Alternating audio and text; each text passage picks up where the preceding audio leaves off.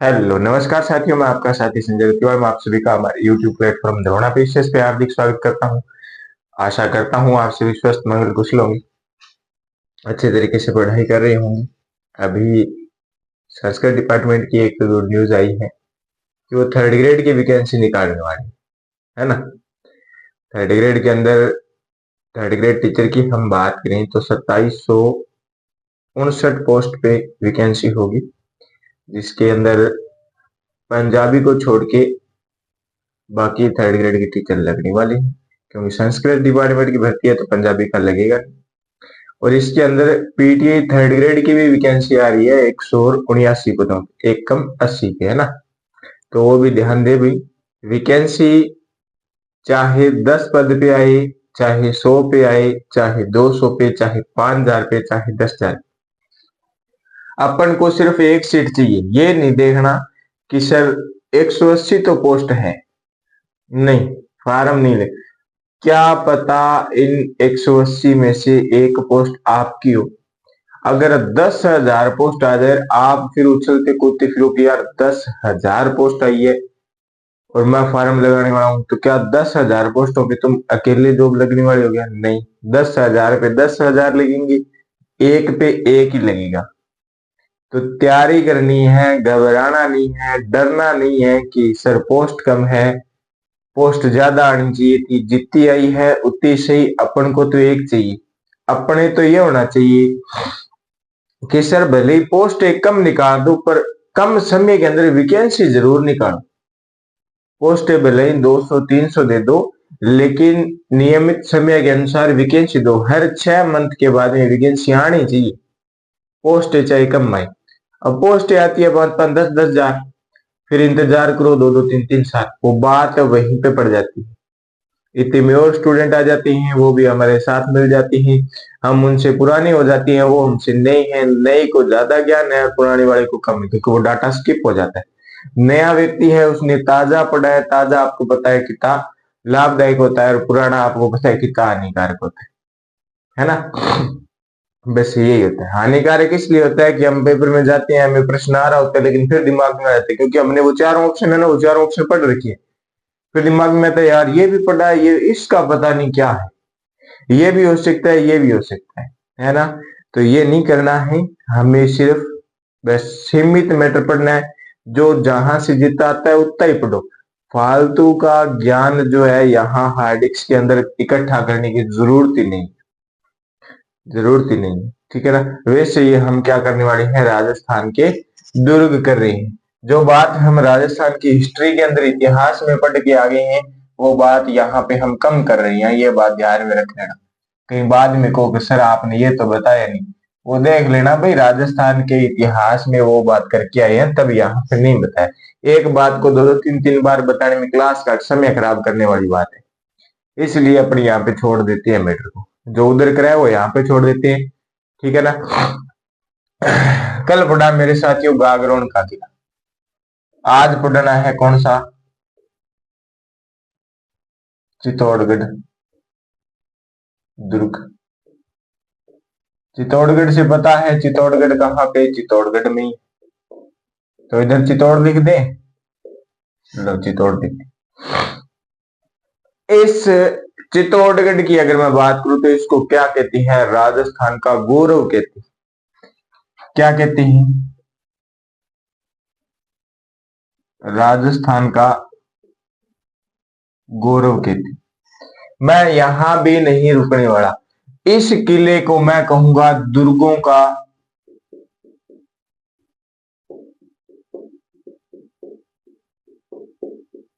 क्या कहूंगा मेरे साथियों? दुर्गों का सिरमौर कहूंगा। मैं यहां भी नहीं रुकने वाला, मैं यहां भी नहीं रुकने वाला। मैं इसको कहूंगा दुर्गों में, दुर्गों में तीर्थ स्थल है।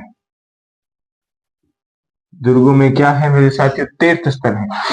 राजस्थान का गौरव है, दुर्गों का सिरमौर है, दुर्गों में तीर्थ स्थल है। मतलब जितने दुर्ग है ना बने हुए राजस्थान में, उनमें सबसे शानदार दुर्ग जो है, सर्वश्रेष्ठ दुर्ग की बात करें तो चित्तौड़गढ़ का ही दुर्ग है।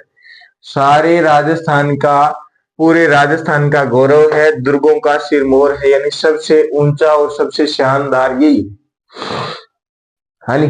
स्कूल का माँ के दिया है, वो तो फर्स्ट ग्रेड है, और सेकंड ग्रेड है, और थर्ड ग्रेड है। प्रिंसिपल कौन है? ओ है सारंग हेड यानी दुर्गों का सिरमौर, है ना। कौन है? समझ में आ गया आपके चित्तौड़गढ़। फिर हम इसकी बात करें निर्माण की बात करेंगे। निर्माण किसने करवाया? महाभारत देखिए ना, वो पांडवों वाला भीम नाम सुना है क्या आपने? भीम, अब को सर हमने तो ये आज तक नहीं पढ़ा। कहते हैं, पुरानी कहानियां कहती है कि चित्तौड़गढ़ किले का जो निर्माण है ना, वो भीम ने करवाया था, महाभारत वाला भीम।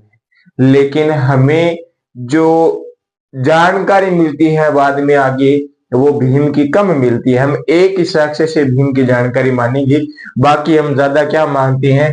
चित्रांग मौर्य को मानते हैं। चित्रांग मौर्य को मानते हैं कि चित्रांग मौर्य ने इसका क्या करवाया है? निर्माण करवाया। इसकी जानकारी कहां से मिलती है? तो मेरे साथियों, वीर विनोद की है, कुमारपाल प्रबंध।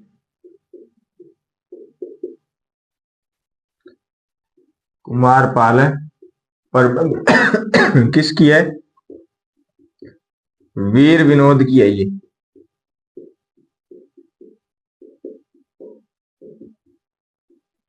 वीर विनोद कुमारपाल प्रबंध जो है, इसके अंदर जानकारी मिलती है कि चित्रांग मौर्य ने क्या करवाया है? निर्माण करवाया है। किसका? चित्तौड़गढ़ का। अब भीम की बात करें, भीम का हम ये कहते हैं कि भीम के नाम से यहाँ पे चित्तौड़गढ़ के अंदर एक तालाब मिलता है। कौन सा तालाब है? भीमलत तालाब है, जिससे हम कहते हैं कि भीम ने निर्माण करवाया है, तो उसने अपना यहाँ पे तालाब भी बनवा दिया होगा। लेकिन फिर हमारे चित्रांग मौर्य कौन से कम थे? इन्होंने भी तो निर्माण करवाया, तो इनके नाम से ही मिलता है, चत्रंग तालाब मिलता है। क्या मिलता है? चत्रंग तालाब मिलता है। चित्रांग मौर्य ने इसका निर्माण करवाया, इसीलिए इसको कहते हैं चित्रकूट। जैसे हम गागरोन में पढ़ गए ना, जालिमकोट, इसको कहते हैं चित्रकूट, क्योंकि चित्रकूट ने निर्माण करवाया। चित्रकूट भी कहती हैं और इसको चित्रकूट भी कहती हैं।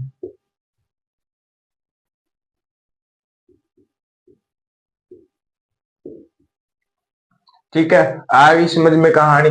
बहुत बढ़िया, ऐसे ही समझना है, ज्यादा नहीं कर। फिर हम बात करें इस किले का जीर्णोद्वार। इस किले का जीर्णोद्वार करवाया किसने? कुंभा ने करवाया था।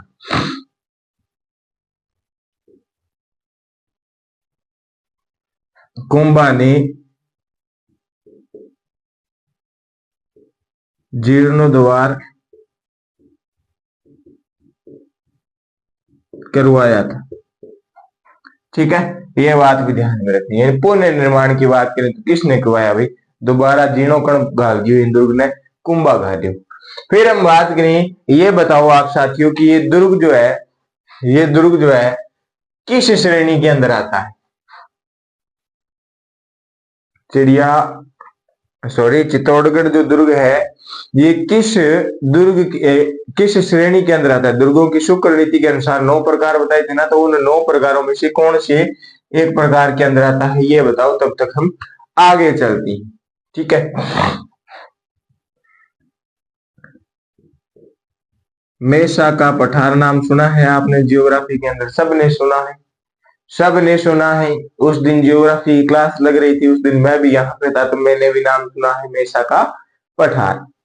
मेसा के पठार पे चित्तौड़गढ़ दुर्ग जो है ये स्थित है। कहां पे मेरे साथियों? मेसा के पठार पे क्या है? चित्तौड़गढ़ दुर्ग स्थित है। जी ठीक है। ये चित्तौड़गढ़ दुर्ग जो है ना, आपने मछली देखी है क्या? अब कहेंगे सर मछली कहेंगे मछली देखी नहीं, खाई भी है। ये क्या है? मछली की आकृति है ना, वैसा है ये दुर्ग। मछली की आकृति के समान है। कौन सा दुर्ग? चित्तौड़गढ़ दुर्ग। अब साथियों, ये दुर्ग जो है ना, ये कहाँ पे है? अब देखो, गंभीरी नदी के बारे में सुना है जब आपने पढ़ा है, तो गंभीरी नदी प्लस में कौन होगी साथियों? बेड़च होगी, बेड़च नदी के संगम पर बना हुआ है कौन? चित्तौड़गढ़ है। ठीक है, ठीक है जी। ये किला, चित्तौड़गढ़ का किला राजस्थान में सबसे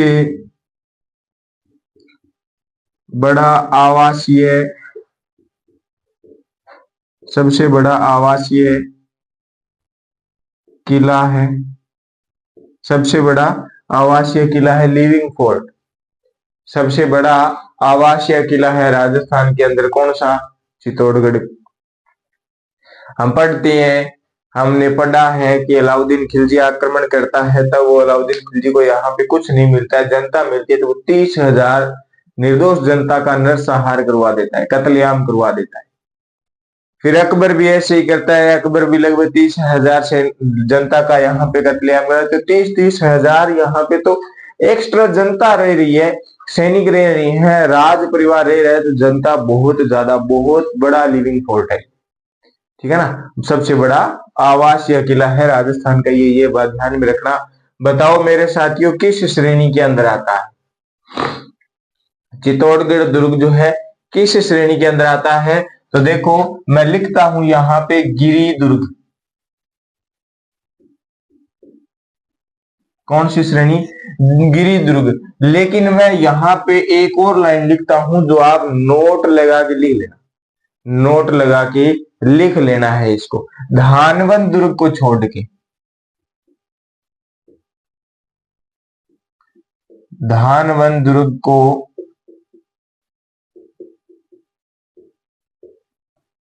छोड़कर बाकी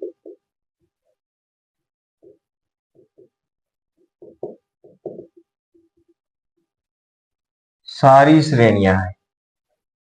समझ में आई क्या बात? धानवंत दुर्ग को छोड़ के बाकी जितनी 8 श्रेणियां बचती है ना, अन्य विशेषताएं हैं, वो सारी की सारी चित्तौड़गढ़ के अंदर है।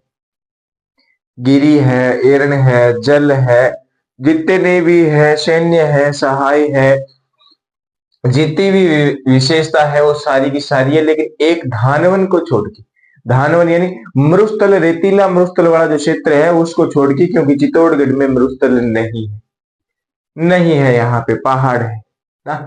तो इसको छोड़ के, धानवन को छोड़ के बाकी 8 जो विशेषताएं हैं वो यहाँ पे आती है। पारिक, पारित, जितने भी है सारी की सारी 8 की 8 विशेषता है धानवन को छोड़कर। अगर एग्जाम में आपसे पूछ ले कि चित्तौड़गढ़ शुक्र नीति के अनुसार किस श्रेणी के अंदर आता है, अगर आपको वहां पे गिरि दुर्ग दिया ही नहीं है, गिरि दुर्ग नहीं दिया है, धानवन दुर्ग दिया है, या फिर इसके अलावा उन बाकी 8 में से एक ऑप्शन डाल दे, बाकी कुछ और डाल दे, तो आपको उन 8 में से लगाना। या आपसे पूछ ले कि चित्तौड़गढ़ दुर्ग शुक्र नीति के अनुसार किस श्रेणी में नहीं आता है, उसमें एक ऑप्शन धानवन है और बाकी के बाकी ऑप्शन जो है वो अन्य ऑप्शन है, तो मेरे साथियों धानवन को हटा देना और बाकी के ऑप्शन सही कर देना। ठीक है ना, ये बात समझ लेना। धानवन ऑप्शन सही होगा क्योंकि धानवन श्रेणी में नहीं आता है, बाकी सभी श्रेणी के अंदर आता है ये किला। तो चलें आगे, चलो भाई मेरे साथियों आगे चलते हैं। इस चित्तौड़गढ़ किले का जो रास्ता मार्ग आता है ना, जो मार्ग आता है, उस मार्ग की बात करें तो वो मार्ग है सर्पिला का। कौन सा साथियों मार्ग है? वो मार्ग है सर्पिला, सांप के जैसा, सांप देखा है ना आपने, ऐसा, ऐसे। हाँ, इसके रास्ते की बात करें हम तो लिखो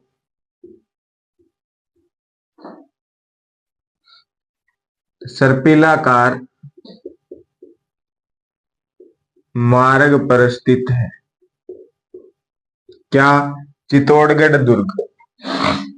चित्तौड़गढ़ दुर्ग क्या है? सर्पिलाकार मार्ग पे स्थित है। यह बात समझ में आई आपको? ठीक है, ये सर्पिलाकार मार्ग जो है दिल्ली से गुजरात, दिल्ली से गुजरात जाने का जो रास्ता है ना, दिल्ली से गुजरात जाने का रास्ता, और दिल्ली से मालवा जाने का रास्ता,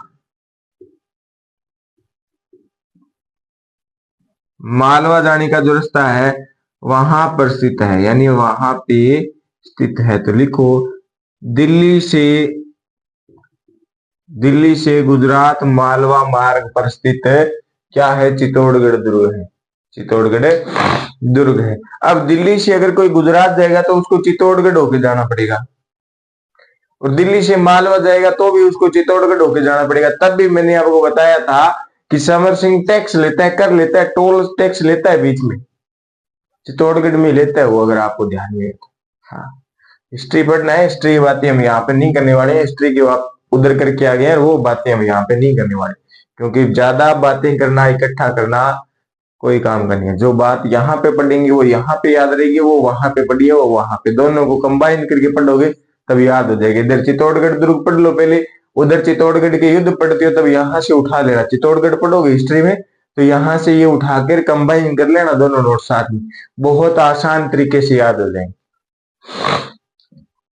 दिल्ली से गुजरात मालवा मार्ग पर स्थित है चित्तौड़गढ़ का किला।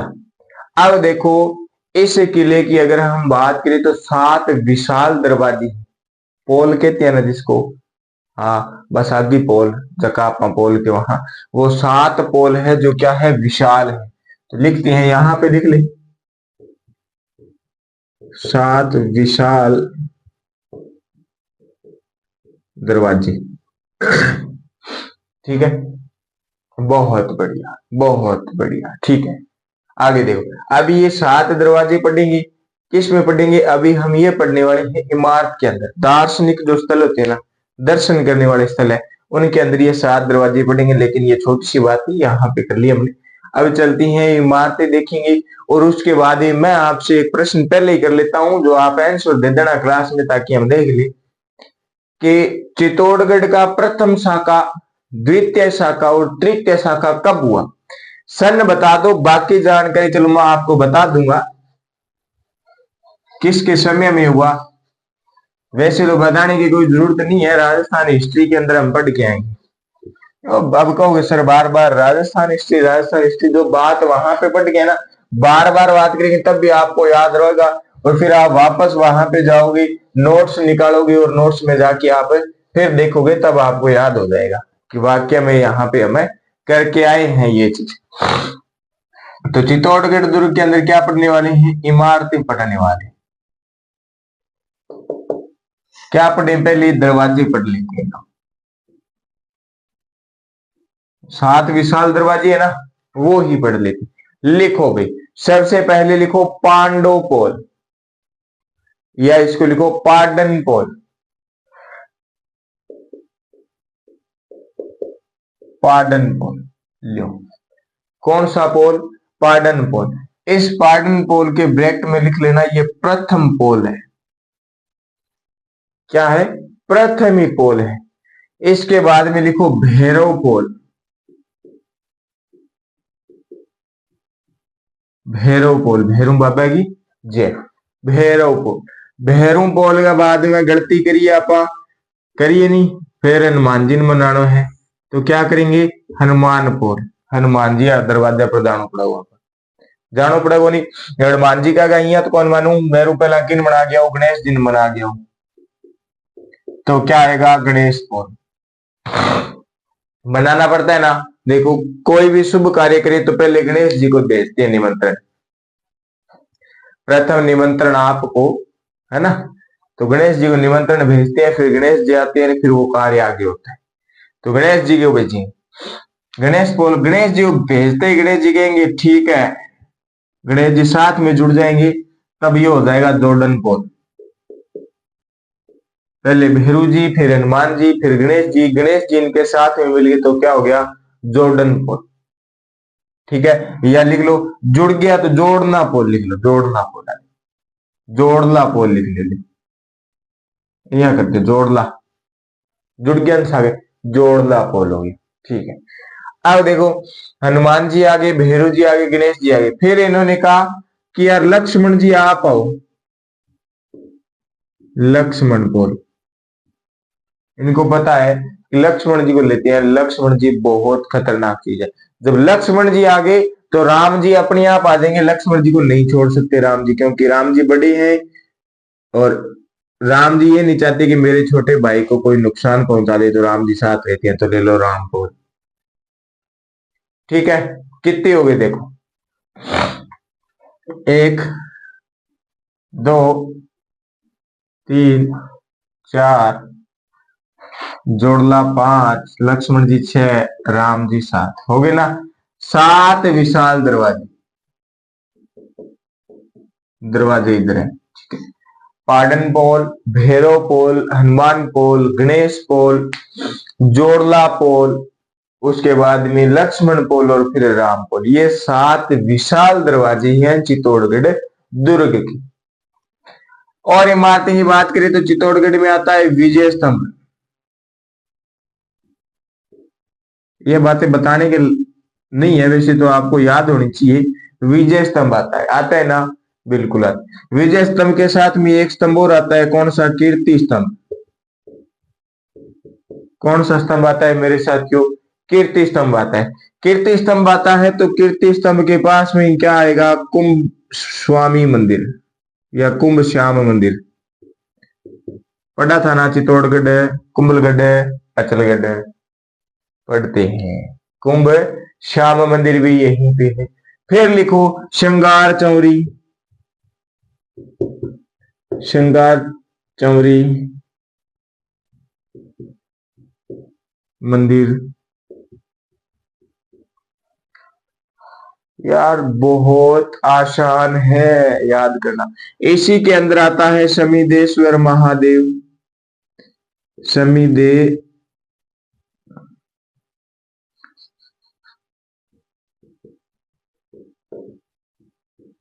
शमिदेश्वर जैन मंदिर। लो, शमिदेश्वर जैन मंदिर। बहुत, जैन मंदिर आ गया। एक मंदिर और लिखो, अद्भुत, अद्भुत शिव मंदिर। अद्भुत शिव मंदिर। दोबारा देखो, विजय स्तंभ, कीर्ति स्तंभ, कुंभ श्याम मंदिर, श्रृंगार चौरी, शमिदेश्वर जैन मंदिर और अद्भुत जी का मंदिर। फिर आगे लिखना है, एक लिखना है बारी है। क्या है? बारी है। कौन सी बारी है? लाखोटा बारी। बारी समझो नहीं, खिड़की। क्या है मेरे साथियों? लाखोटा बारी है। लाखोटा बारी है। फिर एक लिखना है, इसको ध्यान से बढ़िया बढ़िया डार्क अक्षर में या फिर इसके लगा देना ऊपर कोष्टक, नवलखा भंडार है ये। नवलखा दरवाजा नहीं है, ये नवलखा भंडार है। ये कहां पे है? ये चित्तौड़गढ़ में है मेरे साथ। ये बात ध्यान में रखें। कहां पे है? चित्तौड़गढ़ के अंदर क्या है? नवलखा भंडार है। फिर लिखो तुलजा भवानी का मंदिर। अगर आपको ध्यान में है, हम जब जिले व दार्शनिक स्थल, धार्मिक स्थल देख के आए थे ना, तब ये तुलजा भवानी मंदिर हम वहां पे भी करके आए हैं। इतना कहाँ पे याद रहता है? याद बस हम है ना, याद करने के लिए मैं कर रहा हूं याद आपके लिए। क्या है ना, तुलजा भवानी मंदिर। वहीं पे हम पढ़ के आए थे काली का मंदिर, जिसके ब्रैकेट में लिखा था सूर्य मंदिर, वो भी यहीं पे है। काली का मंदिर, ये काली का मंदिर क्या है? सूर्य मंदिर है। ये किसी ने तोड़ दिया था, बाद में यहाँ पे लाके इस कालिका माता की मूर्ति रख दी, तो फिर कालिका मंदिर, पहले सूर्य मंदिर। ठीक है। चित्तौड़गढ़ में बात करें तो क्या होगा? एकलिंग जी का मंदिर होगा। तो लिखो फिर एकलिंग मंदिर। लिखने की क्या दिक्कत है? याद ही है आपको, इतने तो इंटेलिजेंट ही हो आप, मेरे को पता है ना। फिर लिखो सतबिसी या सतबिस देवरी। सतबिस देवरी। ठीक है। फिर एक और लिखो, श्याम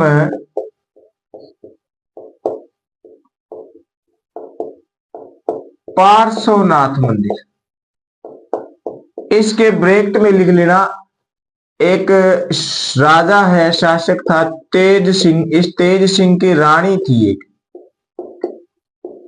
कौन थी? रानी थी। उस रानी ने इस मंदिर का निर्माण करवाया। ये बात ध्यान में रख लेना। रानी का नाम क्या है? रानी का नाम है जेतल दे। क्या? रानी का नाम क्या है? जेतल दे। जेतल दे ने क्या करवाया मेरे साथियों? इस श्याम पार्श्वनाथ मंदिर का निर्माण करवाया था। ठीक है ना? आगे कहानी समझ में? बहुत बढ़िया, बहुत अच्छे लगते हो आप, ऐसे बताते हो ना सर, आ गई कहानी समझ में, बहुत अच्छे। अब मैं आपको बताऊं, यहाँ पे फिर कहोगे सर आपने तो, मैं इतनी सी जानकारी बता रहा हूं, चित्तौड़गढ़ में इतना ही है। अब कहोगे कि सर आपने पद्मिनी वाले महल नहीं बताए, आपने रतन सिंह वाले महल नहीं बताए, आपने गोरा बादल के महल नहीं बताए, आपने जयमल फतेह की छतरी नहीं बताई। तो भाई साहब, ये जब सारे के सारे थे ही चित्तौड़ के, तो इनकी क्या छतरी, मंदिर, इनके महल आप उधर अजमेर में बना दोगे क्या? नहीं बना सकते। कहां पे बनाएंगे? चित्तौड़ में बनाएंगे। तो ये जब इतिहास पढ़ती है तो वहां से भी याद हो जाता है, और कहीं पे नहीं बढ़ने वाली। बाकी कोई बात अलग से बढ़ने वाली है, वो हम यहीं पे पढ़ने भी वाली है, वो हम यहाँ पे पढ़ने भी वाले हैं। बाकी लिख लेना, पद्मिनी के महल लिख लेना, लिखो पद्मिनी के महल, रतन सिंह के महल, गोरा बादल के महल, यहाँ पे आगे लिखते रहो। जयमल फतेह की छतरी भी इसी चित्तौड़गढ़ के अंदर है। समझ में आई बात? बहुत बढ़िया, समझदार हो वैसे तो आप, बताने की जरूरत नहीं है। लो फिर, अब हम आगे चले। जल्दी जल्दी बताओ मेरे साथियों, प्रथम शाखा, द्वितीय शाखा और तृतीय शाखा किस सन के अंदर हुआ? बाकी हम आगे जानकारी करते हैं।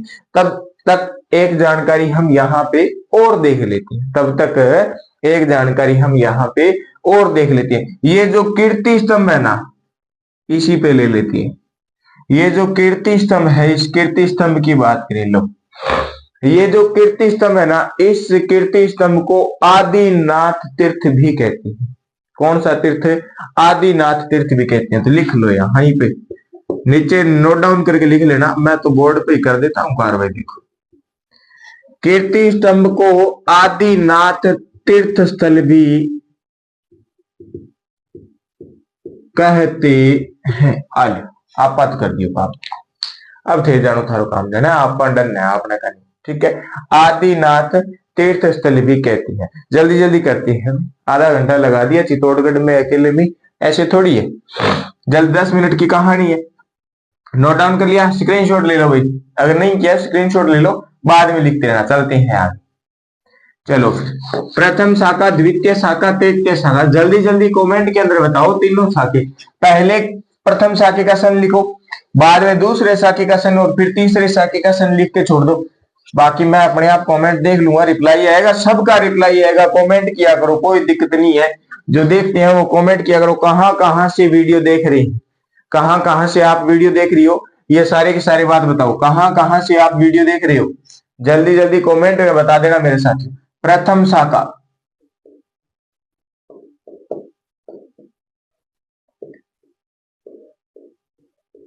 द्वितीय शाखा,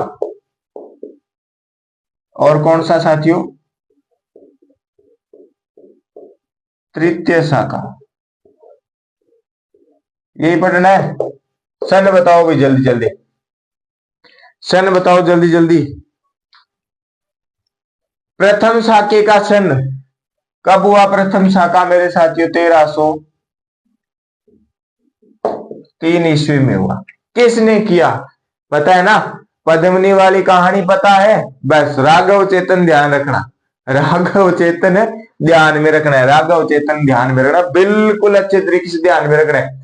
राघव चेतन क्या कर देता है? अलाउद्दीन खिलजी को, बोस को जाके उकसा देता है। किसके लिए? पद्मिनी के लिए, पद्मिनी के लिए उकसा देता है। फिर अलाउद्दीन खिलजी आता है।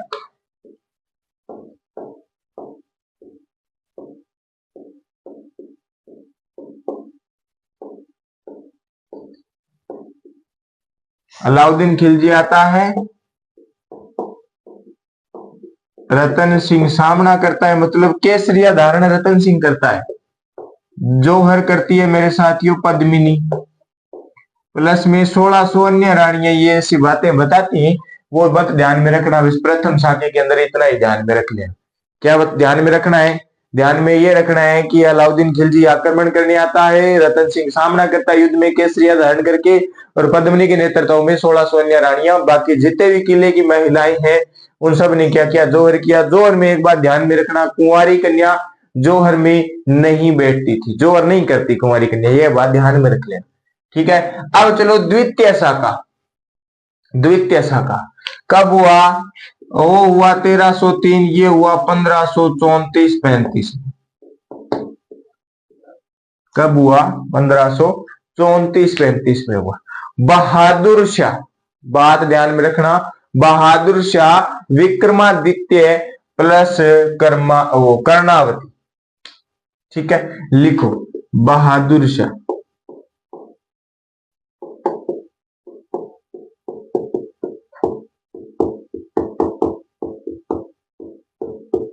विक्रमादित्य, लिख लो कर्णावती। कर्मावती लिख लेना, कोई दिक्कत नहीं है। उदय सिंह कर्मावती वाली वही कहानी है, उदय सिंह को तो मार देते हैं, लेकिन विक्रमादित्य सॉरी वो चंदन का बलिदान देके उदय सिंह को बचाया जाता है। अब चलते हैं तृतीय शाखा। तृतीय शाखा 1567 68 1567-68 में क्या होता है मेरे साथियों? तृतीय शाखा होता है। इस शाखे के अंदर 30,000 लोग कटवा देता है। कौन? अलाउद्दीन खिलजी। किले के 30,000 जनता, निर्दोष जनता को कटवा देता है। यहाँ पे तीसरा शाखा होता है मेरे साथियों अकबर के द्वारा। अकबर क्या करता है? आक्रमण करता है। सामना कौन करता है? उदय सिंह करता है। उदय सिंह क्या करता है? सामना करता है। ठीक है, इसके अंदर आपको पता है जयमल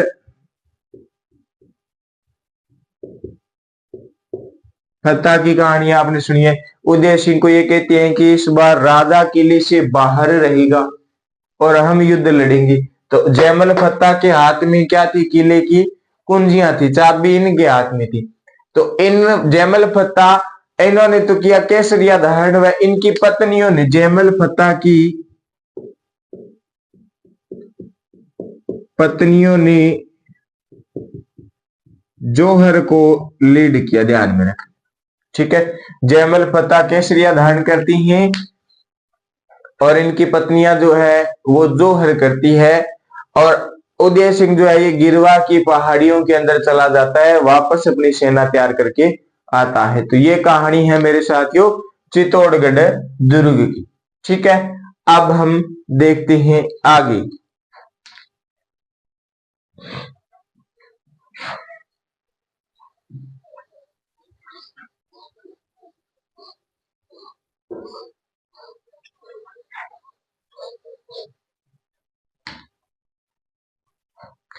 तो ठीक है साथियों, आज की क्लास यहीं पे समाप्त करती हैं।